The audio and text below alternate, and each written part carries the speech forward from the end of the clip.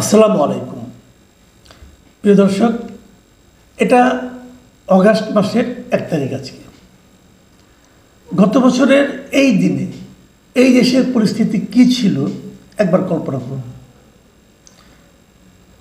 কি হবে কি হবে না, মানুষের মনে উদ্বেগ, মানুষের মনে বিক্ষোভ, এই সব মিলিয়ে একটা অস্থির সময়ের মধ্যে আমরা ছিলাম, যেটাকে বলা হচ্ছে জুলাই গণ অভ্যুত্থান। মানে জুলাই মাস থেকে শুরু করে অগাস্ট মাসের 5 তারিখ পর্যন্ত, তারপরে আরও 3 দিন অগাস্টের 8 তারিখ পর্যন্ত একটা বিশাল পরিবর্তন এদেশে হয়েছে, যা নাকি অনেকে চিন্তারও বাইরে ছিল। এবং আমি এখন দেখতে পাচ্ছি যে রাজনৈতিক দলগুলো এই মুহূর্তে সক্রিয় আছে, তাদের মধ্যে এই জুলাই গণ অভ্যুত্থানের বার্ষিকী পালনের একটা তোড়জোড়, নানা কথা তারা বলছেন। এর মধ্যে আবার জুলাই সনদ, জুলাই ঘোষণা, সেগুলো নিয়েও একটা আলোচনা হচ্ছে, চাপ দেওয়া হচ্ছে সরকারকে। এসবই আপনারা জানেন, সেগুলো নিয়ে আমরা আলোচনা করবো, আরও 2-1 দিন হয়তো করবো আমরা এই আলোচনাগুলো। কিন্তু এই মুহূর্তে যে বিষয়টা আমি বলতে চাই সেটা হলো, আমি যেন একটা কম্পিটিশন দেখছি সবার মধ্যে, যে এই জুলাই আন্দোলনের ক্রেডিটটা আসলে কার। এই ক্রেডিটটা নিজের কুক্ষিগত করার জন্য সকলের মধ্যে একটা প্রতিযোগিতা আমরা দেখতে পাচ্ছি। এবং আমার বিবেচনায় এটা একটা অপ্রয়োজনীয় প্রতিযোগিতা। কিন্তু আমি কি বিবেচনা করি কি করি না সেটা তো ইম্পর্টেন্ট না। ইম্পর্টেন্ট হলো ওনারা কি করেন সেটা, এবং ওনারা কি করেছেন সেটা নিয়ে আমরা কথা বলতে পারি। প্রথমত যে কথাটা বলবো, যে আলোচনাটা শুরু হয়েছে কোথায়, এনসিপির যিনি আহ্বায়ক মিস্টার নাহিদ ইসলাম, তার একটা ফেসবুক পোস্ট নিয়ে আলোচনাটা বেসিক্যালি বিতর্কটা তৈরি হয়েছে। উনি বিরোধ লাগিয়ে দিচ্ছেন। যেমন উনি মির্জা ফখরুল ইসলাম কয়েকদিন আগে, এর আগে দিন কয়েক আগে প্রথম আলোতে একটা ইন্টারভিউ দিয়েছিলেন। সেই ইন্টারভিউয়ে মির্জা ফখরুল কী বলেছিলেন সেটা নিয়ে নাহিদ ইসলাম আপত্তি করেছেন। মির্জা ফখরুল ইসলাম বলেছিলেন যে বৈষম্য বিরোধী ছাত্র নেতাদের সঙ্গে ওই 5 আগস্টের পর জাস্ট ওই দিনই বা তার পরের দিন আমাদের কোনো দেখাই হয়নি। জাতীয় সরকার তৈরি করার প্রস্তাবটা ছাত্রদের কাছ থেকে আসেনি, অন্য মহল থেকে আসতে পারে, কিন্তু ছাত্রদের কাছ থেকে এই প্রস্তাব আসেনি। মানে ওই সময়, গত বছরের ওই সময়ে জাতীয়, মানে 5 তারিখের পরে শেখ হাসিনা দেশ ছেড়ে চলে যাওয়ার পরে একটা জাতীয় সরকার গঠনের প্রস্তাব এসেছিল, আলোচনা হয়েছিল। এবং ছাত্ররা তারা পরবর্তী সময় যারা নাকি দায়িত্বে ছিলেন এবং যারা সামনে চলে এসেছিলেন, তারা বলেছিলেন যে সেটা নাকি বিএনপি গ্রহণ করেনি। এই জন্য একটা নাগরিকদের নিয়ে একটা সরকার গঠন করা হয়েছে। এই ব্যাপারে মির্জা ফখরুলের এই বক্তব্য যে না, ছাত্রদের কাছ থেকে কোনো প্রস্তাব আসেনি এবং তাদের সঙ্গে তাদের দেখাই হয়নি। ঠিক এই বিষয়টা নিয়ে 31 তারিখে দুপুর 12টা 11 মিনিটে নিজের ভেরিফাইড ফেসবুক পেজে নাহিদ ইসলাম একটা পোস্ট দেন। মানে গতকালকে কথা বলছি আমি।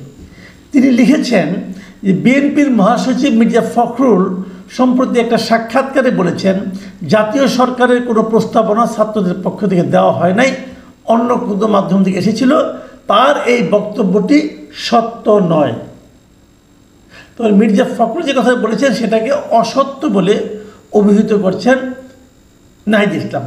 এবং নাহিদ ইসলাম নিজের মতো করে ব্যাখ্যা করছেন। এবং তিনি কি বলেছেন শুনুন আপনারা। তিনি বলেছেন 5 আগস্ট রাতের প্রেস ব্রিফিংয়ে বলেছিলাম আমরা অন্তর্বর্তীকালীন জাতীয় সরকার করতে চাই। সেই প্রেস ব্রিফিংয়ের পর বিএনপির ভারপ্রাপ্ত চেয়ারম্যান তারেক রহমানের সঙ্গে আমাদের ভার্চুয়াল মিটিং হয়। সেখানে বৈষম্য বিরোধী ছাত্র আন্দোলনের পক্ষ থেকে জাতীয় সরকার ও নতুন সংবিধানের প্রস্তাব দেওয়া হয়েছিল। তারেক রহমান এ প্রস্তাবে সম্মত হননি এবং নাগরিক সমাজের সদস্যদের নিয়ে নির্বাচনকালীন অন্তর্বর্তী সরকার গঠনের সাজেশন দেন। আমরা ডক্টর মোহাম্মদ ইউনূসের কথা বলি প্রধান উপদেষ্টা হিসাবে। এবং নাহিদ তার পোস্টে আরও বলেন যে 7 আগস্ট ভোরবেলা বিএনপির মহাসচিব মির্জা ফখরুলের বাসায় আমরা ওনার সাথে অন্তর্বর্তী সরকার ও উপদেষ্টা পরিষদ নিয়ে আলোচনা করি। দেখুন, 7 তারিখে মির্জা ফখরুলের বাসায় তারা মিটিং করেছেন বলে নাহিদ ইসলাম দাবি করেন। আর মির্জা ফখরুল বলতেছেন যে 5 আগস্ট বা জাস্ট ওর পরের দিন, ওই দিন বা তারপরের দিন তাদের সঙ্গে তাদের দেখাই হয়নি। দুটোই কিন্তু সত্য হতে পারে কী হবে? মির্জা ফখরুল বলেছেন 5 আগস্ট এবং তারপরের দিন মানে 6 আগস্ট পর্যন্ত দেখা হয়নি, কিন্তু 7 আগস্ট দাবি করছেন যে নাহিদ ইসলাম দেখা করেছেন ওনার বাসায়, মির্জা ফখরুলের এই বাসায়। তো দুটোই কিন্তু সত্য হতে পারে, কিন্তু এটা নিয়ে কিন্তু কোনো আলোচনা নাই। আলোচনা যেটা হচ্ছে সেটা হলো যে পরস্পরকে দোষারোপের একটা প্রবণতা আমি দেখতে পাচ্ছি। পরস্পরকে অসত্য বলেছেন, এরকম মানে মিথ্যা বলেছেন, এ ধরনের একটা মানে অভিযোগ করার আমি প্রবণতা দেখতে পাচ্ছি। মির্জা ফখরুল কিন্তু পরবর্তীতে মির্জা ফখরুলকে জিজ্ঞাসা করা হলে, নাহিদ ইসলামের এই বক্তব্য জিজ্ঞাসা করা হলে মির্জা ফখরুল কিন্তু সরাসরি প্রথম আলো পত্রিকাকে বলেছেন যে নাহিদ ইসলাম যে দাবি করেছেন সেটা ঠিক নয়, বললেই তো আর হবে না। জাতীয় সরকারের ব্যাপারে আমাদের দল থেকে কোনো কথা বলা হয়নি, তারেক সাহেবের সঙ্গে তাদের কথা হয়েছে কিনা সেটা আমার জানা নাই। তো এই হলো অবস্থা, মানে এমন একটা বিষয় নিয়ে তারা বিতর্কে জড়িয়ে পড়েছেন যেটা নিয়ে বিতর্ক করার কোনো প্রয়োজনই নেই। মানে ছাত্ররা জাতীয় সরকার করার প্রস্তাব দিয়েছিল, বিএনপি সেটা গ্রহণ করেনি, তো সমস্যা কি হয়েছে? সমস্যাটা কি হয়েছে? জাতীয় সরকার হলেই কি সব সমাধান হয়ে যেত? বরঞ্চ আমি তো মনে করি এই প্রসঙ্গটা জাতীয় সরকার করা দরকার ছিল কি ছিল না, এই প্রসঙ্গটা এখন এসেছে কেন? এই প্রসঙ্গটা এখন এসেছে নাগরিকদের সমন্বয়ে ডক্টর ইউনূসের নেতৃত্বে যে সরকার গঠিত হয়েছে সেই সরকারের ব্যর্থতার কারণে। সেই সরকার ভালো কিছু দেখাতে পারছে না, সেই সরকার ভালো কিছু করতে পারছে না, সেই সরকার একটা শান্তিপূর্ণ নির্বাচনের ডেট পর্যন্ত ঘোষণা করতে পারছে না। সেই সরকার সংস্কারের নামে অপ্রয়োজনে সময় ক্ষেপণ করছে। এই সমস্ত ঘটনার প্রেক্ষিতে সাধারণ মানুষের মনে একটা যে প্রশ্ন উঠছে যে এইভাবে সরকারটা গঠন না করলেও হতো। এই জন্যই কিন্তু এই দায়টা এড়ানোর জন্য ছাত্ররা বলতে চাচ্ছে যে আমরা কি জাতীয় সরকার করতে চেয়েছিলাম। জাতীয় সরকার হলে এর চেয়েও খারাপ কিছু হতে পারতো, অথবা হতে পারতো না, আমি জানি না। তারেক রহমান সাহেব কী ভেবে বলেছেন, এবং তারেক রহমান সাহেব যে কথাটা বলেছেন যে জাতীয় সরকারের দরকার নেই, এই বক্তব্যটা যে ভুল তাও তো আমি মনে করি না, ঠিকই তো আছে। আপনি জাতীয় সরকার করলে তো এটা দীর্ঘমেয়াদী থাকার ব্যাপার হতো এবং আরও হাউকাও লাগতে পারত। বরঞ্চ যদি এই সরকারটাই ঠিক সময় নির্বাচন দিয়ে দিত, যদি এটা নিয়ে নির্বাচনকে প্রলম্বিত করার কোনো প্রবণতা না দেখাতো, সেটাই কি সবচেয়ে ভালো হতো না? সেটাই হতো। কিন্তু আমার কাছে মনে হয়েছে এই বিতর্কটাই আসলে অপ্রয়োজনীয়। আবার এই নাহিদ ইসলাম একই স্ট্যাটাসে কিন্তু আরেকটা বিতর্ক তৈরি করেছে যে ইসলামী ছাত্র শিবিরের কেন্দ্রীয় নেতা আবু সাদিক কায়েমের ব্যাপারেও তারও কিছু সমালোচনা সে করেছে। এটা আবার হয়েছে কিভাবে, যে একটা টকশোতে শিবির এই ব্যাপার উনি কীভাবে রেখেছেন সেটাই বরং পড়ে শোনাই।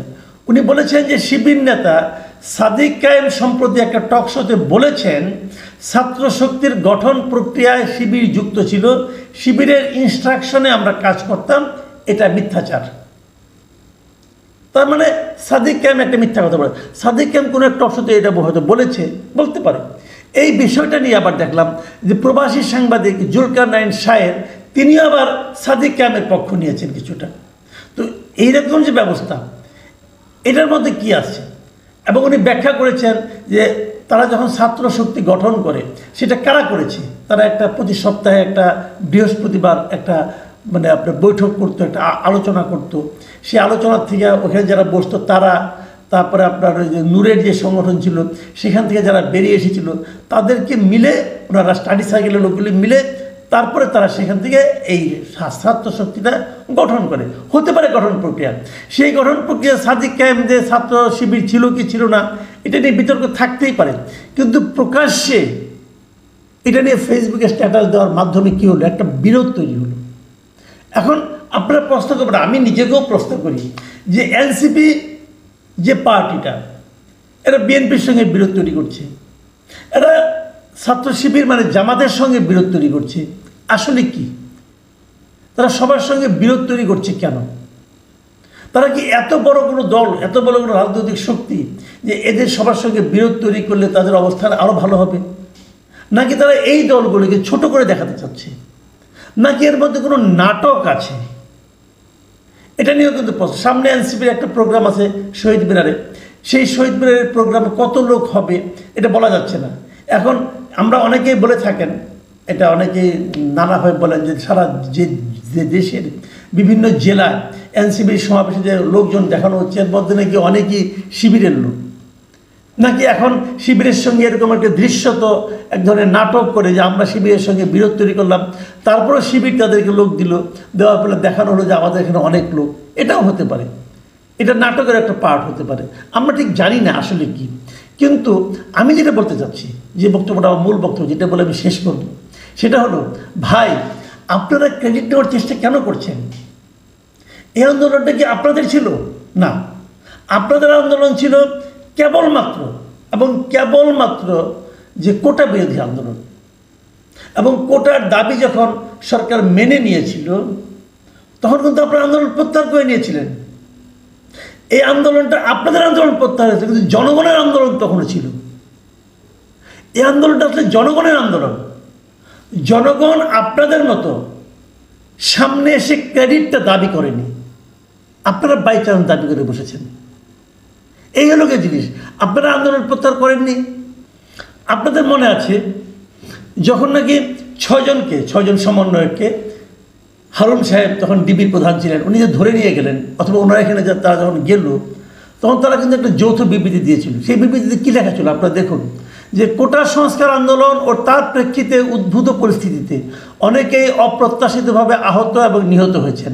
তাছাড়া রাষ্ট্রীয় স্থাপনায় অগ্নিসংযোগ সহ নানা সহিংস ঘটনা ঘটেছে। আমরা এ সকল অনাকাঙ্ক্ষিত ঘটনার তীব্র নিন্দা জানাই এবং সুষ্ঠু তদন্ত সাপেক্ষে দ্রুত বিচারের দাবি জানাচ্ছি। আমাদের প্রধান দাবি ছিল কোটার যৌক্তিক সংস্কার, যা ইতিমধ্যে সরকার পূরণ করেছেন। কোন সরকার? হাসিনা সরকার। এখন শিক্ষার সুষ্ঠু পরিবেশ নিশ্চিত করার লক্ষ্যে দ্রুত শিক্ষা প্রতিষ্ঠান খুলে দেওয়ার জন্য সরকারের প্রতি জোর আহ্বান জানাই। সার্বিক স্বার্থে আমরা এই মুহূর্ত থেকে আমাদের কর্মসূচি প্রত্যাহার করছি। কে কে সিগনেচার করেছেন? 1 নম্বর মোহাম্মদ নাহিদ ইসলাম, 2 নম্বর মোহাম্মদ সার্জিস আলম, 3 নম্বর হাসনাত আবদুল্লাহ, 4 নম্বর আবু বাকের মজুমদার, 5 নম্বর আসিফ মাহমুদ, 6 নম্বর নুসরাত তাবাসসুম। ওনারা স্বাক্ষর করেছেন, আন্দোলন প্রত্যাহার করেছেন। তাহলে তারপরে আন্দোলন হলো কেন? তারপরে আন্দোলন এরা করেনি, এরা করেছে সেই কোটা সংস্কার বিষয়ক আন্দোলন। আর এরপরে আন্দোলন যেটা হয়েছে এটা হলো সরকার পতনের আন্দোলন। সেটা এই 6 জনকে বাদ দিয়ে সাধারণ জনগণ করেছে, এবং সাধারণ জনগণের সে আন্দোলনে এরা এসে করে যুক্ত হয়েছে মাত্র। আন্দোলনটা ছিল জনগণের আন্দোলন, এবং সে আন্দোলনে ছাত্ররা ছিল, কোটা সংস্কারের আন্দোলনে যারা ছিল তারাও ছিল, সেখানে বিএনপি ছিল, জামায়াত ছিল, শিবির ছিল, ছাত্রদল ছিল, সবাই ছিল। কিন্তু এরা দাবি করছে যে এরাই সব কিছু করেছে। ভাই এত সহজ না। সারা দেশের মানুষের উপর আপনাদের কোনো নিয়ন্ত্রণও ছিল না, আপনারা বললেও আন্দোলন থামাতে পারতেন না। যেমন এই যে একটা বিবৃতি দিয়েছিলেন, সাইন তো করেছেন ভাই, বলবে চাপের মুখে সাইন করেছে। কই বিএনপির অনেক নেতাকে তো ধরে নিয়ে গেছিল, কেউ কি চাপের মুখে কোনো সাইন করেছিল? কাজে সেটা বলে লাভ নাই। আপনারা ওই ব্যাপার নেতা তখনও ছিলেন না, এখনও না। এই জিনিসটা মাথায় রাখতে হবে ভাই। অতীত আমরা সহজে ভুলে যাই না, মাত্র 1 বছর আগের কথা।